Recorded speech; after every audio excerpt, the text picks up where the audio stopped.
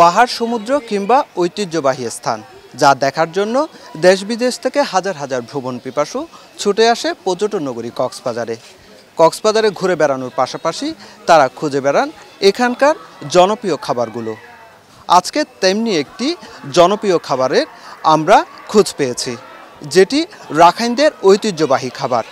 এইটি রাখাইনদের ঐতিহ্যবাহী হলেও এখানে দেশ বিদেশ থেকে আগত পর্যটকরা যেমন ছুটে আসেন, ঠিক তেমনি এখানকার স্থানীয় বাসিন্দারাও এই খাবারটির খুঁজে এখানে ছুটে আসেন। আমরা বলছি মুন্ডি, যে মুন্ডি কয়েক প্রকার হয়ে থাকে। এই মুন্ডি খাওয়ার জন্য এখন কক্সবাজারের এই রাখাইন পল্লীতে ছুটে আসেন দেশি বিদেশি পর্যটক সহ স্থানীয় বাসিন্দারা। মুন্ডি কিভাবে তৈরি হয় সে বিষয়টি আমরা সম্পর্কে জানতে এখানকার যারা স্থানীয় বাসিন্দা রয়েছে বা যারা এই মুন্ডিটি তৈরি করেন, এখানে কি কি উপকরণ ব্যবহার করা হয়, এই সব বিষয় নিয়ে আমরা জানব।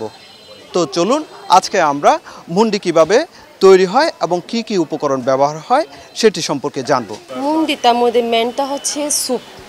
মেনটা হচ্ছে স্যুপের ওখানে হচ্ছে আপনার চিকেনও দিতে পারে, চিকেন স্টকও দিতে পারে, আর তাহলে আপনার ফিশ দিতে পারে। যদি ফ্রেশ ফিশ পারলে ফ্রেশ দিতে পারে। আবার আদা, রসুন, আর আপনার তারা থাকলে তারা, ওইগুলো দিলে মুন্ডি স্যুপ হয়ে যাবে। কিন্তু আপনার নাপি বলতে এখন তো আপনাদের বাঙালির কারণ বেশি হয়, কারণ নাপিটা আমরা কম করে মানে দিই, বেশি দিই না। নাপিটা বলতে আপনার চিংড়িটা আর কি, এইগুলো নিয়ে তৈরি করা হয়। একদম হাইস্তার মধ্যে আপনি ওখানে চিকেন থাকবে, ডিম থাকবে, বুট ভাজা থাকবে, তারপরে আপনার ফিশ ফ্রাই থাকবে। ওইটা হচ্ছে মিক্স মুন্ডি বলে। ওইটা হচ্ছে আপনি ফিশ 120 টাকা দিয়ে খেতে পারবেন। আর নর্মালিভাবে হচ্ছে একদম কিছু থাকবে না ওখানে, ওইটা হচ্ছে 50 টাকা। আপনি যদি আর ডিম অ্যাড করলে 70 টাকা, আপনি চিকেন মুন্ডি খাইতে চাইলে আর 80 টাকা। ওইটা মানে ধাপে ধাপে আর কি, সব যদি মিক্স করতে খাইতে চাই ওইটা হচ্ছে 120 টাকা করে। কিন্তু দিন দিন এটি জনপ্রিয় হয়ে উঠছে, যার কারণে পর্যটকরা যেমন কক্সবাজারে ঘুরতে আসছেন, ঠিক তেমনি আগত পর্যটকরা ঘোরার পাশাপাশি কক্সবাজারের রাখাইন পল্লীতে এই মুন্ডি খেতে চলে আসছে। আমাদের ট্রেডিশনাল যেহেতু ফুড, এটা সব রেস্টুরেন্টে পাওয়া যায় না। আর এটা অনেক বিশেষত্ব হচ্ছে এগুলো ডাইরেক্টলি হয়তো কিনা পাওয়া যায় না, ওনারা বাসায় নিজেরা চালকে করে মুন্ডিগুলো করা হয়। তো এগুলো নিয়ে একটু রেয়ার আর কি এরকম। আচ্ছা, মুন্ডিটা জনপ্রিয় এই জন্য যে আমরা সেই ছোটোবেলা থেকে খেয়ে আসছি, এখনও চলছে। এটা বংশ পরম্পরা, একজনের পরে একজন বিক্রি করছে। আদিবাসীদের পাশাপাশি অনেক ট্যুরিস্ট আসেন এখানে, এনজিও কর্মী আসেন, সরকারি বেসরকারি অনেক অফিসার, অনেক স্টাফ খেতে আসেন। এটা দেখে আমাদের খুব ভালো লাগছে। আমি এখন যেটা খাচ্ছি এটা হচ্ছে আপনার মুন্ডি প্লাস হচ্ছে চিকেন ডিম, মানে একসাথে মিক্স করা।